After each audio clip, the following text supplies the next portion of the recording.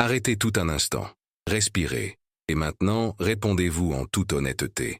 Sentez-vous, au plus profond de vous-même, que vous êtes né pour quelque chose de plus grand que ce que vous vivez actuellement. Il y a un appel silencieux, une agitation persistante, un feu qui brûle avec acharnement même lorsque vous tentez de l'ignorer. Ce n'est ni une illusion, ni un caprice. Comme dirait Napoleon Hill, c'est votre destin qui frappe à la porte de votre conscience. Et si je vous disais que le grand avenir que vous imaginez, richesse, liberté, épanouissement complet, existe déjà dans un scénario réaliste? Et si je vous disais qu'il attend simplement que vous ayez le courage de revendiquer ce qui vous revient de droit? Vous ne l'avez peut-être jamais entendu ainsi. Pourtant, Hill a consacré toute sa vie à cette vérité. Le monde extérieur n'est qu'un reflet tardif de ce que vous décidez intérieurement. Rien ne changera à l'extérieur si vous ne changez pas d'abord ici. Imaginez un instant que vous soyez maître de votre destin. Simple formule creuse? Ou bien la clé qui distingue ceux qui réussissent de ceux qui se contentent de subir le cours de leur vie? Il vous observe attentivement et déclare: seuls les êtres humains peuvent décider de ce qu'ils deviendront demain, mais rares sont ceux qui osent s'arroger ce pouvoir. La plupart des gens vivent comme des feuilles emportées par le vent. Ils réagissent aux problèmes, attendant que les choses s'améliorent pour, seulement alors, croire en eux. Ils vivent en demandant la permission d'avoir confiance, de se sentir digne, de se sentir méritant. Il n'était pas satisfait de cela. Au cours de ses recherches menées pendant plus de 20 ans, au cours desquelles il a interrogé des dirigeants et des milliardaires, il a dégagé une loi puissante. Vous n'attirez pas ce que vous désirez, vous attirez ce que vous devenez. Voilà le fondement de la véritable prospérité. Il ne s'agit pas de la désirer ardemment, mais pour être honnête. Aujourd'hui, quand vous vous regardez dans le miroir, qui voyez-vous? Une version de vous-même limitée par le passé? Ou le germe d'une profonde prise de conscience? Nous avons tous des doutes, mais il insiste. Le doute, c'est simplement l'esprit qui demande de nouvelles instructions.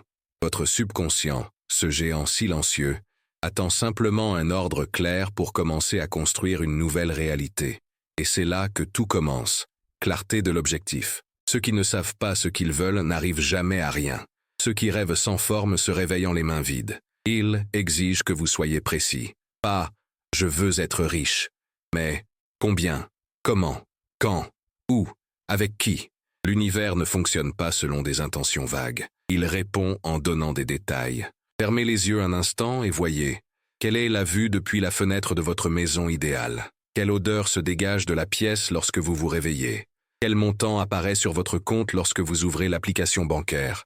Que ressentez-vous en prenant votre premier petit déjeuner en tant qu'adulte libre? Plus l'image est nette, plus vite elle se manifeste. Il répétait avec véhémence: si vous pouvez le visualiser, vous pouvez l'avoir entre vos mains. Mais il y a quelque chose d'encore plus fascinant. Votre subconscient, elle, ne fait pas de distinction entre l'imagination et la réalité. Si vous avez le sentiment que quelque chose est réel, il l'accepte comme un fait acquis, et tout commence à s'aligner pour que le monde matériel corresponde. C'est pourquoi les grands hommes se comportent comme des gagnants, point avant gagné. Ce n'est pas de l'arrogance, c'est de la programmation mentale. Et quand cela arrive, tout change. Le corps s'aligne sur le but, le regard est fixé sur l'horizon. Les opportunités se présentent comme si elles avaient toujours été là.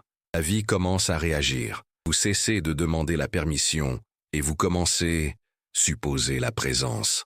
Mais attendez, avant de tirer des conclusions hâtives en croyant que cela se produit instantanément, il met en garde. La transformation, cela commence à l'intérieur, mais si preuve comportementale. Vous devez aller de l'avant avec la confiance de quelqu'un qui a déjà gagné, et cela implique de renoncer à attendre l'approbation des autres.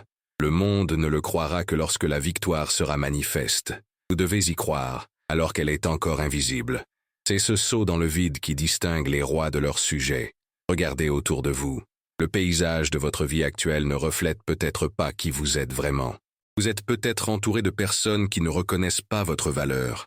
Peut-être que votre relevé bancaire tente de vous convaincre que la richesse n'est pas faite pour vous. Mais il fait entendre la voix intérieure de votre cœur et dit: vous n'êtes pas le produit de vos circonstances. Vous êtes le résultat de vos décisions. Et aujourd'hui, vous êtes sur le point de prendre la décision la plus importante de votre vie. Décide qui tu es à partir de maintenant. Ce ne sera plus ce que les autres ont dit que vous deviendrez. Ce ne sera plus ce que vos erreurs ont laissé présager. Ce sera qui vous choisissez, être activement. Au fond de vous, vous le savez déjà, vous n'êtes pas né pour survivre en précarité. Vous êtes né pour vous épanouir, pour guider, pour inspirer, pour laisser une trace. Cette intuition qui vibre en vous n'est pas de la magie, c'est le souvenir de votre véritable identité, qui vous appelle à revenir à vous-même. Alors, qu'allez-vous en faire? Beaucoup entendront ce message et resteront prisonniers des excuses. D'autres, en revanche, ressentiront ce que vous ressentez en ce moment. La vérité brûle. Et pour ces gens-là, il laisse le premier commandement de la richesse. Agissez comme le protagoniste de votre propre vie. Le monde doit prendre conscience de qui est arrivé, car le chemin ne s'ouvre pas à ceux qui attendent. Il s'ouvre à ceux qui... Promenade. Vous avez déjà franchi la première étape. Vous vous êtes réveillé. La deuxième étape arrive maintenant. Maîtrisez le pouvoir du subconscient. Dans le prochain chapitre de ce voyage, il révélera comment votre plus grand allié et votre plus grand ennemi agit, selon qui est aux commandes. Vous découvrirez également comment transformer vos pensées en réalité et vos intentions en une prospérité inéluctable. Respirez profondément. Vous franchissez le seuil. Désormais, plus rien ne sera comme avant. Le jour se lève comme tous les autres. Le réveil sonne à la même heure. Le café exhale son arôme familier. La routine reprend ses droits, comme si de rien n'était. Mais vous avez changé. C'est encore subtil, encore en train de s'ajuster. Mais la transformation a déjà commencé en vous. Et Napoleon Hill apparaît à cette aube, tel un homme qui sait précisément ce qui est sur le point d'éclore. Il n'apporte pas de vaines promesses. Il apporte une science, la science de l'invisible qui façonne le visible. Il s'approche et dit « L'inconscient est la plus grande force créatrice de votre vie. Une force qui ne dort jamais, une force qui ne discute pas, une force qui ne juge pas votre valeur. Elle reçoit simplement les injonctions émotionnelles et les transforme en réalité. Tôt ou tard, considérez votre subconscient comme un jardin infini fertile, puissante, toujours prête à faire germer tout ce que vous semez. Votre pensée consciente, cependant, est le jardinier. C'est elle qui choisit les graines, du doute ou de la confiance, de la pénurie ou de l'abondance. Et l'émotion, voilà l'eau sacrée qui fait éclore toute chose. Certaines personnes passent leur vie entière à semer la peur, tout en exigeant de la vie qu'elle leur donne du courage.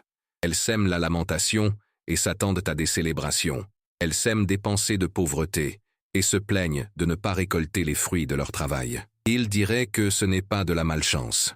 C'est l'ignorance de son propre pouvoir. Il vous regarde intensément et révèle « L'inconscient ne fait pas de distinction entre la réalité et l'imagination. Cela réagit à ce que vous considérez comme vrai. C'est la loi. Et quand on comprend cette loi, vous cessez d'être une victime et devenez un architecte.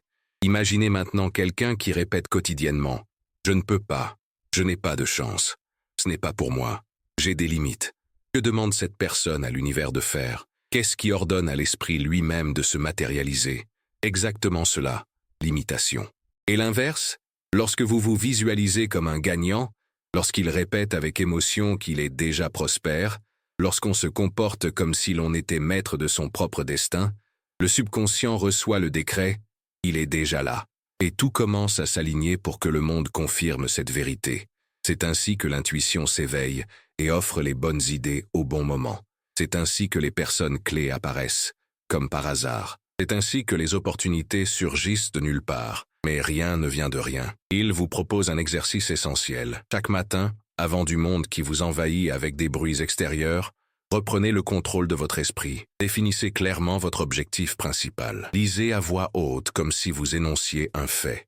Fermez les yeux et sentir, c'est déjà une réalité. Laissez vos émotions inscrire cette vérité dans votre subconscient. Ce n'est pas du théâtre, c'est de la programmation. Pendant que le reste du monde réagit, vous êtes créé. Vous devez également protéger rigoureusement votre esprit. Nouvelles négatives, conversations destructrices, critiques vides de sens, ce sont toutes des mauvaises herbes qui tentent d'envahir votre jardin. Ils parlent sans détour. Soyez impitoyables envers ceux qui tentent de diminuer votre vision. Tout le monde ne peut pas marcher aux côtés d'un roi. Lorsque vous protégez votre esprit, il se passe quelque chose de magique. Le doute perd sa voix, la peur perd son pouvoir, le passé perd son droit sur son avenir, et votre corps commence à obéir à cette nouvelle identité. Il se redresse. Son regard se fixe. Vous commencez à marcher avec un but précis, et le monde le remarque même sans le comprendre. Pourquoi? L'énergie précède l'explication. Souviens-toi, votre subconscient enregistre tout. Son ton de voix, vos micro-décisions, votre seuil de tolérance à la médiocrité, votre engagement envers l'extraordinaire. Chaque choix répond à la question: qui entraînez-vous votre subconscient à croire que vous êtes? À partir de maintenant, il ne s'agit plus de rêver. Il s'agit de supposer. Il s'agit de vivre comme quelqu'un qui a déjà réussi, même si personne ne le croit encore. Et lorsque des difficultés surviendront, et elles surviendront, n'interprétez pas cela comme un signe d'erreur. Interprétez cela comme un test de cohérence. L'univers vérifie si vous savez vraiment qui vous êtes, ou si le moindre vent vous oblige à rebrousser chemin. Il pose la main sur son épaule et déclare: chaque obstacle recèle en lui le germe d'un avantage équivalent. Mais seul un œil exercé peut la reconnaître. Lorsque vous commencez à agir en position de victoire, l'univers réorganise l'échiquier. Des éléments qui étaient immobiles sont maintenant en mouvement. Les portes qui semblaient verrouillées sont désormais ouvertes. Les personnes qui vous ignoraient auparavant commenceront à vous remarquer. Non pas parce que vous avez supplié, mais pourquoi sa vibration a changé. Vous envoyez une nouvelle commande: je suis le protagoniste. C'est moi qui décide ce qui reste et ce qui n'a pas sa place. J'ai déjà gagné. Et en adoptant cette posture intérieure, la prospérité n'est plus une demande et devient conséquence. Il ne reste plus qu'une seule question. Êtes-vous prêt à respecter cette décision chaque jour? Parce que le subconscient est puissant, mais il faut de la continuité. Vous devez avoir le sentiment d'être fidèle à votre objectif. Dans le prochain chapitre de ce voyage, Napoleon Hill révélera le feu qui fait avancer tout, le désir ardent, la force qui repousse l'impossible, et renforce leur conviction face à l'adversité. Se préparer, le jeu change de phase. Et seuls les plus déterminés continuent de progresser. Il arrive un moment dans la vie où chacun est appelé à prendre une décision définitive, continuer à être simple spectateur de son propre destin, ou devenir l'auteur de sa propre histoire. Ce moment ne s'annonce ni par des sirènes, ni par des applaudissements. Parfois il survient dans le silence. Parfois il surgit d'une douleur lancinante. Parfois il explose en nous sans prévenir. Napoleon Hill appelle cet instant la naissance d'un désir ardent. Il ne s'agit pas de désirer. Le monde est plein de gens qui veulent tout et n'obtiennent rien. Le désir est fragile. Le désir est facultatif. Le désir est confortable. Le désir ardent est reconnu comme le destin. C'est une certitude viscérale. C'est une volonté qui ne se demande pas si c'est possible. Elle affirme simplement que cela se produira. Il l'a déclaré avec audace. Rien ne peut résister à une personne qui a transformé son désir en une obsession positive. Imaginez quelqu'un qui lutte pour sa survie sous l'eau. Aucune distraction, aucun doute, aucune hésitation. Un seul but, respirer. Ce désir ardent est le besoin vital d'accomplir ce pourquoi vous êtes né. Beaucoup confondent motivation et raison d'être. La motivation est passagère. La raison d'être, elle, se révèle chaque jour, même sans reconnaissance. Et il le savait. Un but sans désir ardent est comme une plante sans eau. Elle existe, mais elle ne grandit pas. Il vous fixe sérieusement et demande: votre désir est-il un feu ardent ou juste une étincelle? Si ce n'est qu'une étincelle, la première difficulté l'éteindra. Si c'est le feu, le monde entier brûlera de sa détermination. Mais qu'est-ce qui alimente cet incendie? Une vision claire de l'avenir, ressentie avec les émotions du présent. Fermez les yeux un instant. Vous l'avez déjà fait, mais cette fois, laissez-le brûler. Voyez le futur que vous avez défini. Voyez la transformation de votre corps, de votre vie et de vos revenus. Goûtez à la liberté de ne dépendre de rien d'autre que de votre propre esprit. Éprouvez la fierté de devenir ce que vous avez toujours admiré. Vous vous en rendez compte? Ceci n'est pas de la fantaisie, c'est un souvenir anticipé. Car tout ce que vous désirez profondément existe déjà potentiellement en vous. Mais attention, lorsque vous déclarez à l'univers que vous n'acceptez plus la vie ordinaire, il ne vous offre pas la victoire sur un plateau d'argent. D'abord, il vous met à l'épreuve. Il veut savoir si vous la désirez vraiment, ou si vous flirtez simplement avec la grandeur. C'est ce que Hill appelait « défaite temporaire ». Voici le moment qui terrasse beaucoup de gens.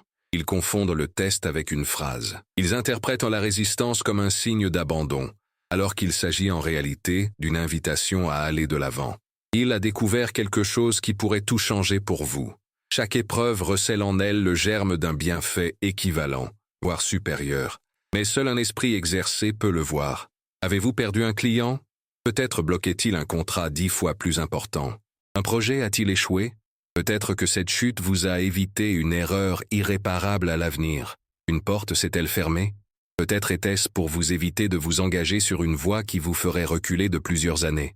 Les obstacles sont les maîtres de la victoire. Napoleon Hill disait que plus le défi est grand, plus la confirmation que vous êtes sur la bonne voie est forte, car l'univers ne place des murs que devant ceux qui sont déjà proches de la porte de la conquête. Et c'est alors que la véritable question se pose. Pourquoi certains persévèrent-ils, tandis que d'autres abandonnent? La réponse est simple. Ceux qui abandonnent ne voulaient que le résultat. Ceux qui persévèrent aiment le processus. Le désir ardent vous rend relevez-vous plus de fois que la vie ne tente de vous abattre. Il fait en sorte que la défaite ne soit qu'une virgule, jamais un point. Il transforme la douleur en carburant, l'épuisement en discipline, la peur en stratégie. Mais il révèle quelque chose d'encore plus sophistiqué. Le désir ardent attire des alliés. Il crée un champ énergétique qui relie les personnes ayant les mêmes objectifs. C'est là que naît l'un des principes les plus puissants recensés par Hill, un cerveau. La puissance multipliée de 2 ou plusieurs esprits en parfaite harmonie. Les plus grands empires ne se sont pas construits seuls. Ford avait Edison, Carnegie avait des conseillers brillants, Jobs avait Wozniak. Chaque champion trouve d'autres champions lorsqu'il prend véritablement en main son propre destin. Et vous? Avec qui marchez-vous? Avec qui partagez-vous votre vision? Qui te soutient? Qui vous rappelle l'importance de votre mission? La prospérité est contagieuse, mais la médiocrité l'est aussi. Choisissez vos alliés comme vous choisiriez votre propre avenir. Observez maintenant le monde sous un autre angle. Combien de personnes s'obligent à faire un travail qu'elles détestent? Combien acceptent les relations à court terme? Combien de personnes enterrent leurs rêves parce que quelqu'un s'est moqué d'elles? Combien attendent les conditions parfaites avant d'agir? Et ils hurlent intérieurement. Si vous attendez d'être prêt, vous ne commencerez jamais. Vous n'avez pas besoin du chemin en entier. Il vous suffit de faire le premier pas, affirmé avec la confiance de quelqu'un qui sait qu'il n'est pas seul. Car le désir ardent vous relie à une force invisible, une force qui œuvre déjà en votre faveur, en ce moment même. Une force qui organise les circonstances, synchronise les rencontres et mobilise les ressources. Une force qui transforme l'impossible en détail. Lorsque votre esprit accepte que la victoire est inévitable, le seul choix qui reste à l'univers est d'obéir. Mais il y a quelque chose d'important. Un désir ardent ne se nourrit pas uniquement de victoire. Elle s'agrandit encore davantage à chaque automne. Avez-vous remarqué? Ce sont les moments les plus difficiles qui vous ont forgé. La douleur que tu portes est la preuve que tu n'as pas cédé. Vous êtes toujours là. Vous êtes toujours en vie.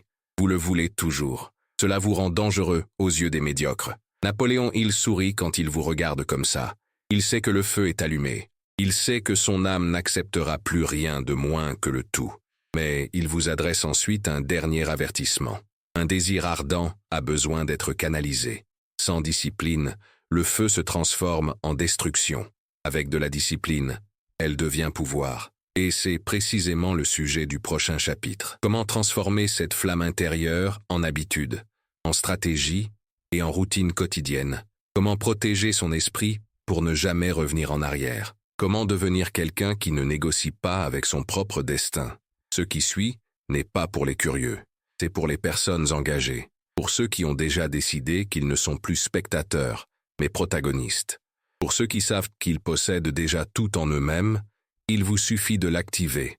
Respirez, redressez votre posture, regardez devant vous. Votre feu grandit et le monde entier ressentira les flammes. Avez-vous déjà remarqué que les plus grandes batailles de la vie ne se déroulent pas à l'extérieur? Elles se déroulent en vous, au cœur même de votre esprit. C'est là, invisible aux yeux de tous, que se forge votre destin chaque jour. Napoleon Hill le savait pertinemment. Il disait que la discipline est le véritable champ de bataille de la réussite. Non pas une discipline imposée de l'extérieur, mais l'autodiscipline, la maîtrise absolue de ce que vous pensez, ressentez et laissez habiter en vous. Réfléchissez-y. Tous les grands empires sont nés d'abord dans l'esprit de quelqu'un. Tous les triomphes historiques ont été conçus grâce à une vision restée invisible aux autres. Il a observé des géants comme Andrew Carnegie et Henry Ford et a compris qu'ils n'étaient pas les plus intelligents, ni les plus talentueux, mais les plus disciplinés. Ils maîtrisaient parfaitement leur propre cheminement mental. Ils étaient maîtres d'eux-mêmes, et c'est là le pouvoir ultime que chacun puisse posséder.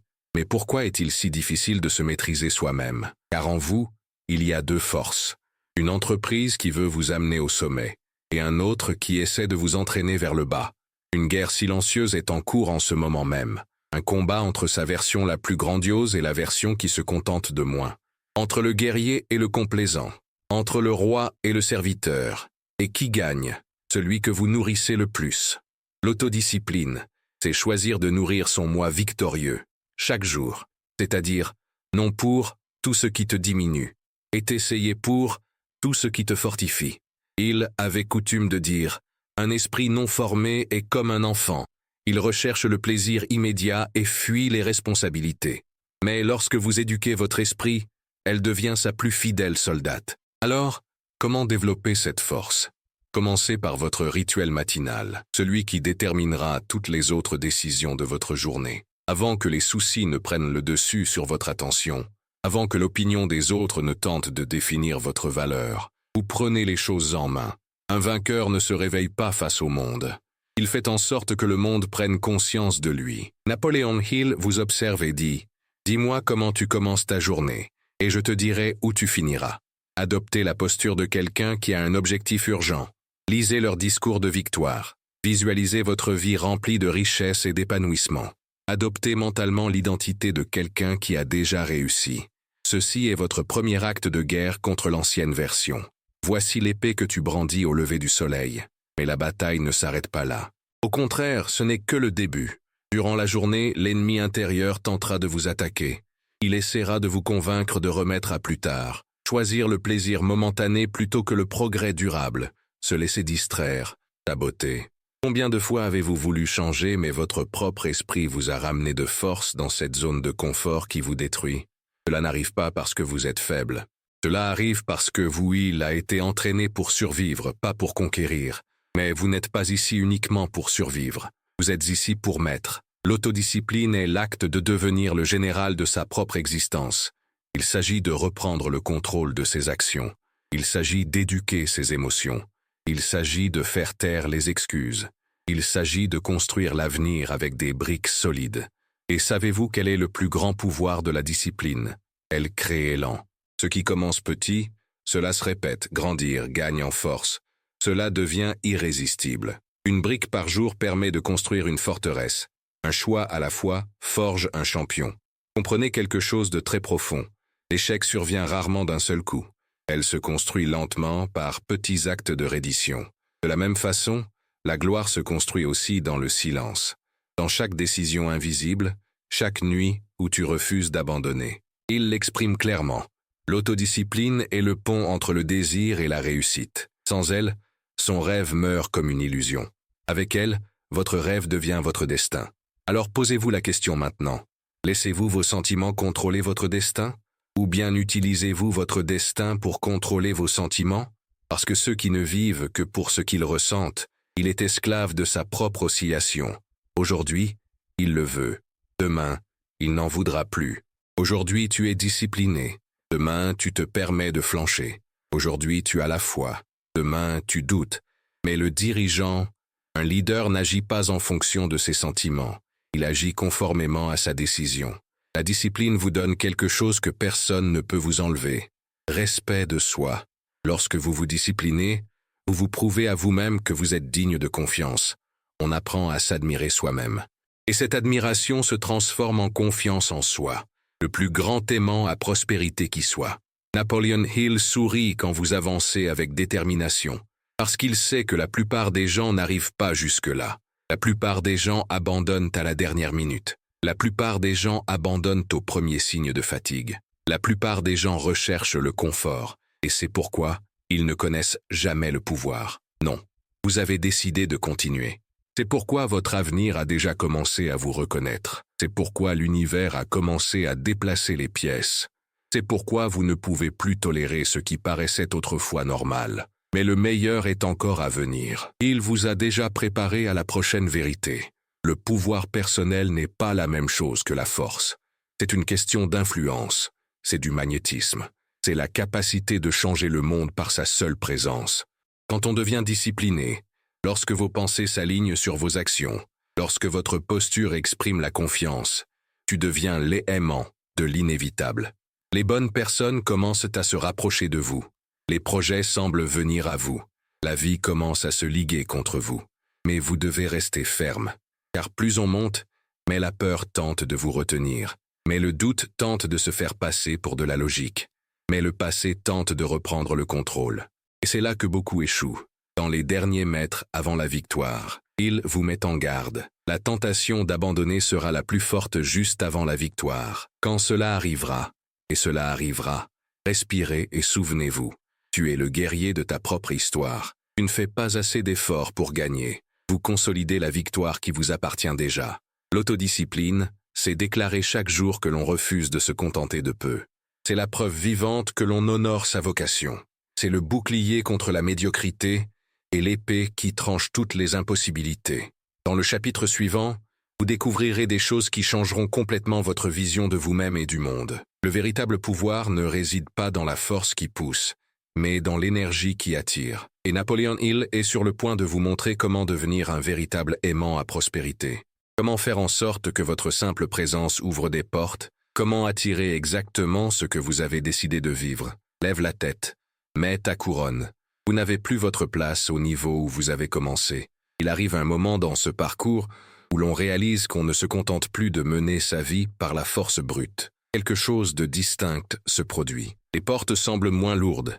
Les circonstances n'exigent plus la même usure. Des liens qui paraissaient impossibles se tissent naturellement. Ce n'est pas un hasard. C'est l'univers qui répond à votre nouvelle vibration. Napoleon Hill a observé une constante indéniable chez les grands noms de la richesse et du pouvoir. Ces hommes ne se contentaient pas de travailler dur. Ils attiraient les opportunités, inspiraient confiance et dégageaient une présence telle que le monde entier y croyait avant même que les résultats ne soient visibles. Comment expliquer cela? Hill a trouvé la réponse dans ce que nous appelons aujourd'hui champ de pouvoir personnel. Le pouvoir n'est pas synonyme de contrôle. Le pouvoir ne se résume pas à crier. Le pouvoir ne consiste pas à exercer une pression. Le vrai pouvoir, il fait silence. C'est magnétique. C'est le genre de force qui n'a pas besoin de s'affirmer, car elle est tout simplement. Lorsque vous vous disciplinez, lorsque vous alignez vos pensées, vos émotions et vos actions sur votre objectif, votre subconscient et l'univers s'accordent sur votre véritable nature. Et lorsque cette certitude s'installe en vous, quelque chose change également autour de vous. Leur présence commence à émettre un signal invisible, un code énergétique, une signature vibratoire. Et ce signe affirme au monde: il a déjà gagné. Elle mérite déjà d'être au sommet. D'autres ne peuvent pas l'expliquer, mais ils le ressentent. Ils vous font confiance. Ils sentent que vous savez où vous allez. Ils ont le sentiment que marcher à leur côté, c'est marcher vers la croissance. Il n'y a pas de force plus grande que celle de quelqu'un qui a déjà décidé de son propre destin. C'est à ce moment-là qu'il faut cesser de courir après les opportunités. Et cela commence à les attirer. Clients, partenaires, mentors, investisseurs, amitié véritable. Ils semblent tous guidés par un radar que seuls les êtres extraordinaires possèdent. Mais il le précise clairement.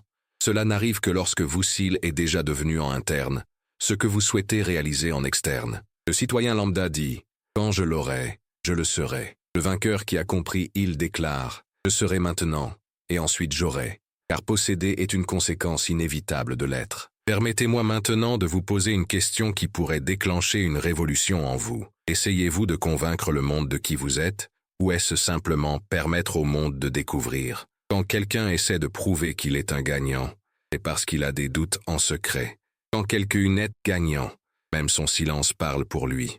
Le monde moderne prospère grâce aux apparences, aux façades, à la construction d'une image trompeuse. Mais cela ne trompe pas votre subconscient. Et si le subconscient n'y croit pas, l'univers n'obéit pas. La prospérité ne se mesure pas aux apparences. Elle répond à l'essence. Il vous invite donc à explorer une vérité profonde. Tu te comportes comme si tu avais déjà gagné, ou bien convoite-t-il simplement ce que possèdent les vainqueurs? Voici le détail qui change la donne. Les gagnants, ils ne changent pas en fonction de l'environnement. Ils modifient l'environnement. Ils entrent dans la pièce comme s'ils savaient qu'ils avaient le droit d'y être. Ils conversent comme s'ils étaient déjà dans le futur, là où ils souhaitent arriver.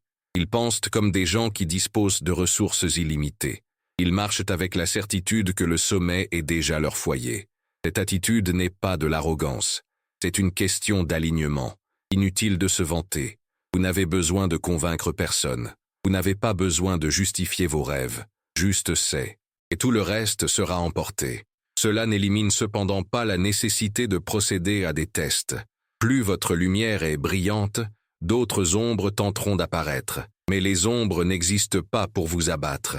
Elles existent pour prouver que vous générez de la lumière. Souviens-toi, à chaque fois que vous passez au niveau supérieur, un nouveau gardien apparaît. Mais maintenant, tu sais te battre. Vous savez déjà de qui il s'agit. Vous savez déjà où vous allez.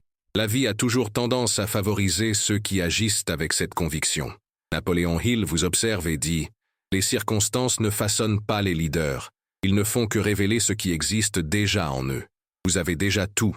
Tu es déjà tout. Il suffit de laisser le monde voir. En devenant un aimant, l'univers cesse d'être un adversaire et devient votre plus grand allié.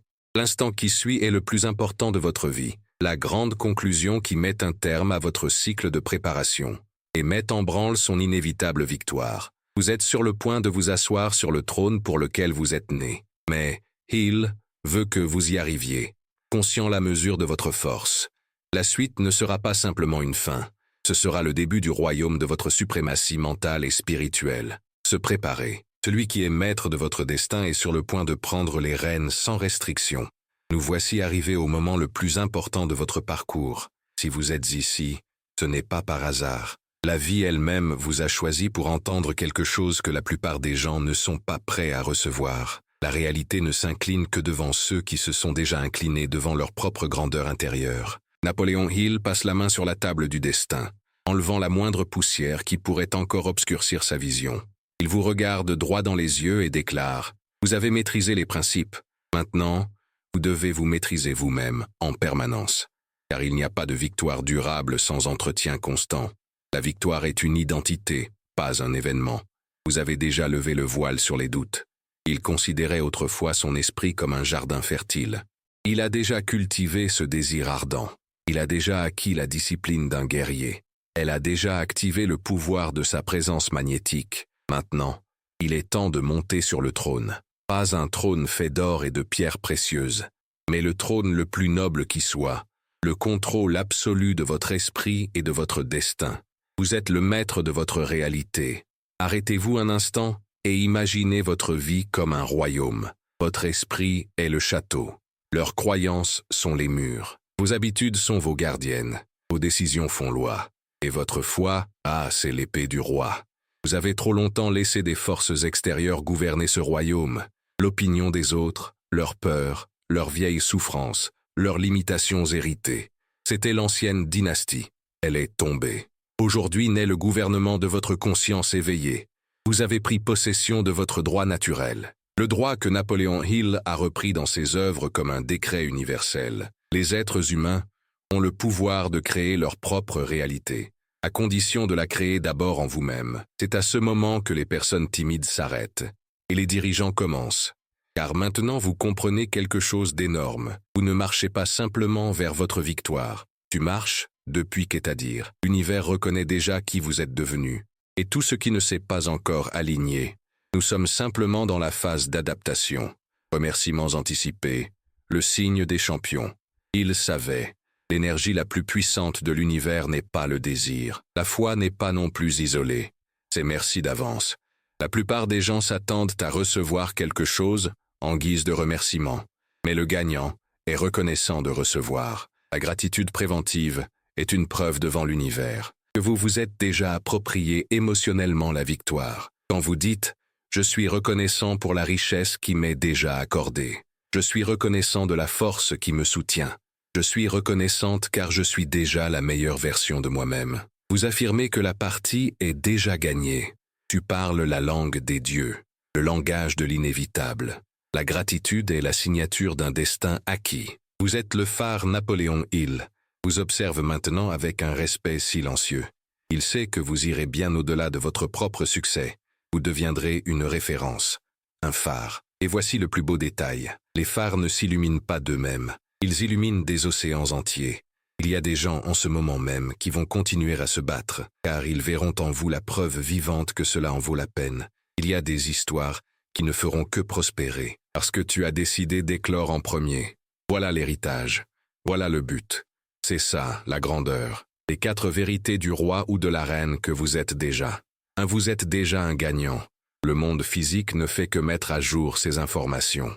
Le sommet n'est pas la destination finale. Voici le nouveau point de départ pour améliorer encore plus de vie. 3 est l'impossible. C'est tout simplement ce qui n'a pas été fait. Et vous le faites déjà. 4 rien ne peut vous arrêter. Maintenant que vous avez décidé de prendre possession de votre pouvoir, chaque pensée que vous avez maintenant pèse des tonnes. Chaque action que vous entreprenez maintenant façonne la réalité. Chaque mot que vous prononcez maintenant crée de la matière mentale. Le moment est venu de manifester. Et vous, que faites-vous cette semaine? Même si petit, elle sera immortalisée dans son histoire. Un courriel a été envoyé, un appel programmé, une nouvelle habitude adoptée. Dire non à ce qui ne vous sert plus. Un oui dit à son propre destin. Tout ceci constitue le chapitre de son ascension. Il frappe du poing sur la table et déclare, comme pour sceller un pacte, tu n'as pas le droit de renoncer à qui tu es né pour être. Vous êtes venu ici pour une raison. Vous avancez parce qu'il n'y a pas d'autre solution. Vous gagnerez car c'est la seule option acceptée par votre nouvelle identité. L'acte final. Vous aurez maintenant besoin de 3 engagements publics. Car ce qui est déclaré par la voix, elle prend racine dans le subconscient. 1. Aimez cette vidéo. Déclaré par l'action. Je dis oui à ma nouvelle vie. 2. Abonnez-vous à la chaîne. Déclarez la propriété. Je fais partie de ce cerveau. 3. Commentez maintenant. Je suis un gagnant. Et notez la plus grande leçon que vous avez tirée de ce voyage. Parce que lorsque vous écrivez, toi sacrement, lorsque vous déclarez, toi toujours, lorsque vous prendrez le contrôle, toi manifeste. Duriso Napoléon Hill prend alors sa retraite. Satisfait, fier, il sait que le relais a été passé, à quelqu'un capable de le transporter plus loin. Et avant de partir, il nous livre une dernière révélation. La richesse n'est pas le prix. Le prix, c'est ce que vous devenez pour le gagner. Et vous êtes devenu quelqu'un de rare, quelqu'un d'inévitable, quelqu'un d'inarrêtable. Relevez la tête, redressez votre colonne vertébrale, respirez comme quelqu'un qui maîtrise son propre destin. L'ère de votre victoire a commencé, et elle ne sera plus jamais interrompue. Vous êtes maître de votre destin, vous êtes le capitaine de votre âme, et à partir de cet instant précis, tu règnes.